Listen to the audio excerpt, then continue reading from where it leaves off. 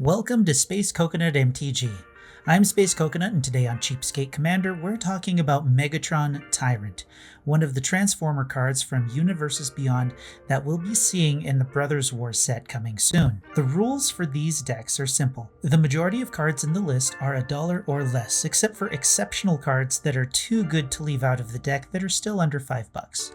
We leave out the lands except for utility lands that will help with the theme of the deck, because you should just use what you have available in your collection for your mana base.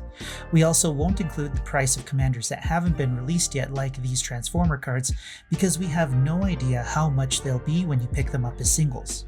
If you think this video is more than meets the eye, please consider leaving a like and hitting the sub button to catch more like these in the future. You know, because the algorithm. Space Coconut. Megatron Tyrant is a 7/5 legendary artifact creature that costs 3 red, white, black. It says your opponents can't cast spells during combat. At the beginning of your post-combat main phase, you may convert Megatron. If you do, add 1 colorless for each 1 life your opponents have lost this turn.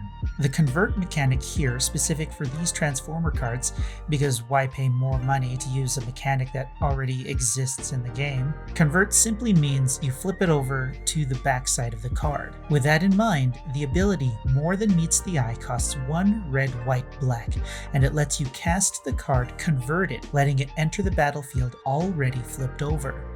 Its backside is Megatron Destructive Force. It's a 4/5 legendary artifact vehicle with Living Metal. Living Metal says as long as it's your turn, this vehicle is also a creature. Whenever Megatron attacks, you may sacrifice another artifact. When you do, Megatron deals damage equal to the sacrificed artifact's mana value to target creature. If excess damage would be dealt to that creature this way, instead that damage is dealt to that creature's controller and you convert Megatron. So we have 2 goals here. If Megatron Tyrant is on the field, we want to deal as much damage as we can during our main phase and the combat phase, so we can flip Megatron on the second main phase and have a ton of mana available to cast spells in the second main phase. If Megatron Destructive Force is on the field, we want to have a large mana value artifact on the field, or an artifact that has a great leave the battlefield effect that we can sacrifice to Megatron's attack trigger, dealing damage to a creature, removing it, and hopefully dealing extra damage to an opponent, letting us flip Megatron, ready to make us an absurd amount of mana. So the best line of play we can have in a turn is this. Destructive Force and a fat artifact is on the field. We cast some spells, dealing damage to our opponents, and move to combat. During combat, we sacrifice the fat artifact, killing a creature, and dealing at least 1 point of excess damage to the controller, converting Megatron Destructive Force to Megatron Tyrant. We're still in combat, so our opponents can't cast spells, and combat resolves. During the second main phase, we choose to convert Megatron Tyrant to Megatron Destructive Force and create colorless mana equal to the amount of life our opponents have lost up until this point. This will let us cast a bunch of recovery spells or another fat artifact ready for our next turn with all of that extra mana. With that line of play in mind, my original plan was to build around spells and creatures that dealt damage to our opponents during our main phase. But as I was looking for artifacts with good dice triggers, I found the Arcbound creatures. Arcbound Bruiser, Crusher, Fiend, Hybrid, Lancer, Overseer, Prototype, Shikari, Slasher, Slith, Tracker, Wanderer, and the Arcbound Whelp all have an ability called Modular X. Modular says this creature enters the battlefield with X 1/1 counters on it, where X is whatever Modular says on the card. When it dies, put its counters on target artifact creature. So when Megatron throws these Arcbound creatures at our opponent's enemies, he gains their power in doing so and does more damage to our opponents when he connects, creating more mana and dealing a significant amount of commander damage, since Megatron Tyrant can deal 7 damage by himself. This was a fantastic flavor win for Megatron, so I ran with this Voltron strategy, which ironically is also a flavor win because Voltron is a giant robot, or mech. Yeah, who cares? It's a big robot. So the rest of our fling ammunition consists of Combustible Gearhulk, which will deal more damage to our opponents if they don't let us draw cards. With the high cost of our deck, this number could be very large, leading to a very large mana pool in the second main phase. Metalwork Colossus could be pretty cheap to cast, but sacrificing our small modular creatures to get it back will be an easy price to pay since we'll be buffing Megatron as a result. Meteor Golem costs 7 but will destroy a non-land permanent when it enters the battlefield. Spine of Ish-Sa costs 7, destroys any permanent when it enters, and goes back into your hand when we sacrifice it with Megatron. If we use the mana in our second main phase to recast it, we'll be able to destroy another permanent. And I just realized how gross that is. Noxious Gearhulk will destroy a creature and let us gain life equal to its toughness. It also has Menace to help get through and deal more damage to our opponents for more mana. Sandstone Oracle costs 7 and says when it enters the battlefield, choose an opponent. If that player has more cards in hand than you, draw cards equal to the difference. So since we really don't have much card draw going on, we could end up with quite a few cards from this one. Scuttling Doom Engine costs 6 and when it dies it deals 6 damage to target opponent or planeswalker. So for 6 mana you could deal 11 extra damage to an opponent with Megatron's ability and gain 11 mana. Scrapyard Recombiner has modular 2. But we can tap it and sacrifice an artifact to search our library for a construct card and put it into our hand. There are 8 construct cards in the deck that we can get, and Scuttling Doom Engine is one of them. Mishra's Self-Replicator costs 5 and says whenever you cast a historic spell, artifacts in our case, you may pay 1. If you do, create a token that's a copy of Mishra's Self-Replicator. It's important to note that the token copy of the replicator will also have a mana value of 5. So for 1 mana, you can make another one when you cast an artifact spell and use it to feed Megatron. Felled into the Third Path will create an artifact token copy of a creature in your graveyard for 2 and a red, which must be sacrificed at the end step. But imagine paying 3 for Scuttling Doom Engine or another big modular creature. Mirrorworks costs 5 and says whenever another non-token artifact enters the battlefield under your control, you may pay 2. If you do, create a token copy of that artifact. Besides dealing damage to creatures and excess damage to opponents, we'll be hitting with Megatron, so we want to make sure that he can get through our opponent's line of defense and deal as much damage as possible. I decided to go with equipments here, but it's important to note that if Megatron Destructive Force is face up, the equipment will fall off during your opponent's turns, since Living Metal makes it a creature only during your turn. Chariot of Victory costs 3 to cast and 1 to equip and gives a creature First Strike, Trample, and Haste. Haunted Cloak costs 3 to cast and 1 to equip and gives a creature Vigilance, Trample, and Haste. Tenza Godo's Maul costs 3 to cast and 1 to equip. On Megatron, it'll give him +3/+3 and Trample. Vorak Battlehorns costs 2 to cast and 1 to equip. It says equipped creature has Trample and can't be blocked by more than 1 creature. Archetype of Aggression will give all of our creatures Trample and take Trample away from our opponents. The best card in the deck that would get a special golden award if I could think of one is Kedis Emberclaw Familiar. It costs 1 and a red for a 1/1 elemental lizard that says, whenever a commander you control deals combat damage to an opponent, it deals that much damage to each other opponent. So this has the potential to deal 21 damage and gain that much mana on the second main phase, and that is absurd. There's no way Megatron is getting through your opponents without a fight, so let's focus on protecting him next. Swiftfoot Boots is a classic. Bronze Guardian costs 4 and a white but will give all of our artifacts Ward 2, but the icing on the cake is giving this Double Strike Golem power equal to the number of artifacts we control. If we can give this thing Trample, it'll help boost the damage we do during combat, and in turn, the amount of mana we'll get on the next phase. Armor of Shadows is an instant for a black that will give our commander +1/+0 and indestructible. Blacksmith's Skill is an instant for 1 and a white that will give him hexproof and indestructible, and since Megatron is an artifact creature, it'll also get +2/+2. Oblivion's Hunger is an instant for 1 and a black that will give a creature indestructible.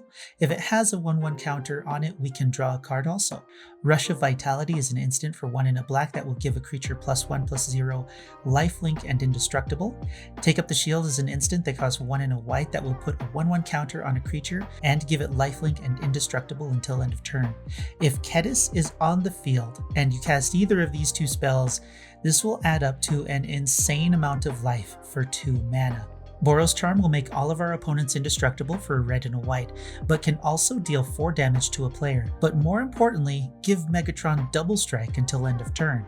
Now, since we'll be throwing a lot of our cards into the graveyard and we don't have much card draw, we'll focus on recursion to get them back. Buried Ruin is a land that taps for colorless, but it also has pay 2, tap, and sack it to return a target artifact from your graveyard to your hand. Iron Soul Enforcer costs 4 and a white, and says whenever it or a commander you control attacks alone, return target artifact card from your graveyard to the battlefield. Now, I'm not positive, but I think we can get the artifact we sacrificed with Megatron's ability back onto the battlefield if we resolve Megatron's ability first, since he would probably be attacking alone, and then Iron Soul Enforcer's trigger goes off, and then you can return an artifact from the graveyard to the battlefield. Let me know in the comments below about that one, whether I'm right or wrong. Workshop Assistant costs 3 and Mer Retriever costs 2.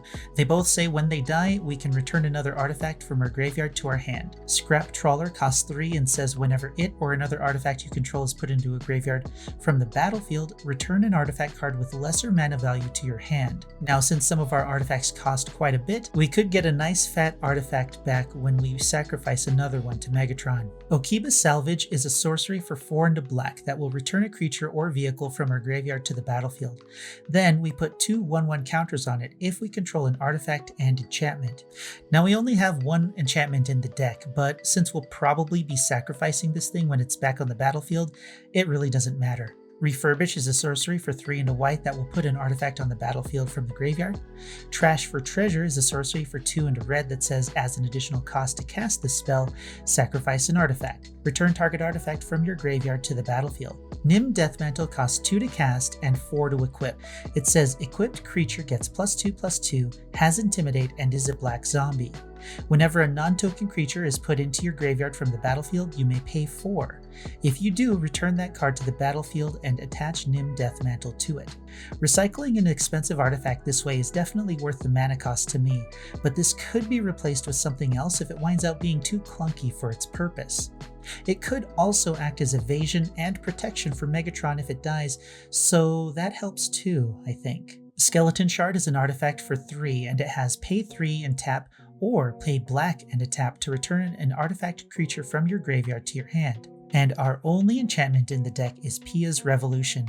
It costs 2 and a red and says whenever a non-token artifact is put into your graveyard from the battlefield, return that card to your hand unless target opponent has Pia's Revolution, deal 3 damage to them.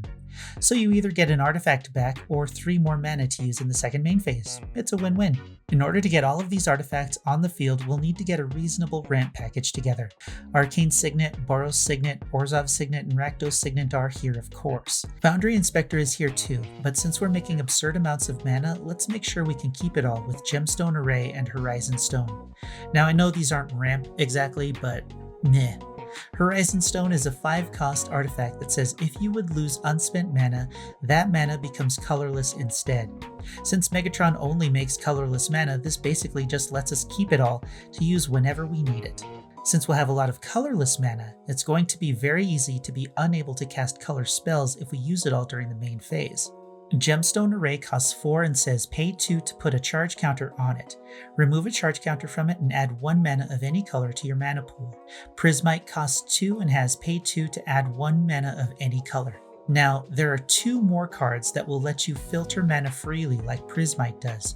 Signpost Scarecrow and Stonework Pack Beast. Those 2 were cut and are not part of the deck list, but I'd put them in if I found myself needing more color mana in the second main phase. Land filters could be beneficial here, but with a decent mana base, they might not be needed. Next are a few cards that we can dump our extra mana into to finish the game. Fireball is a sorcery that costs X and a red. It says as an additional cost to play Fireball, pay 1 for each target beyond the first. So 2 and a red for all 3 of our opponents.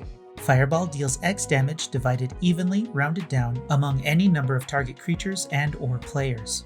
Profane Command is a sorcery that costs X and 2 black and it says choose 2.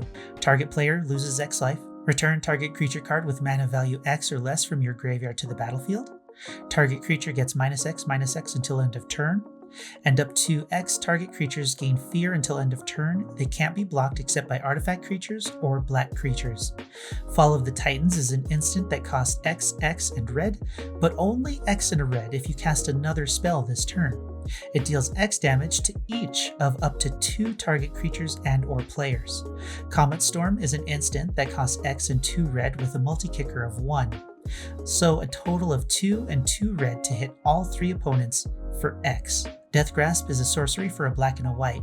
It deals X damage to a target creature or player and you gain X life. Those cards can also be used before the second main phase to gain most of that mana back if you need it.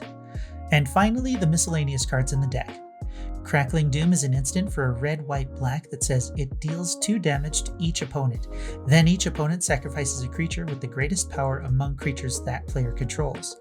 Planar Bridge is a legendary artifact for 6 that says pay 8 and tap it. Search your library for a permanent card, put it onto the battlefield, then shuffle.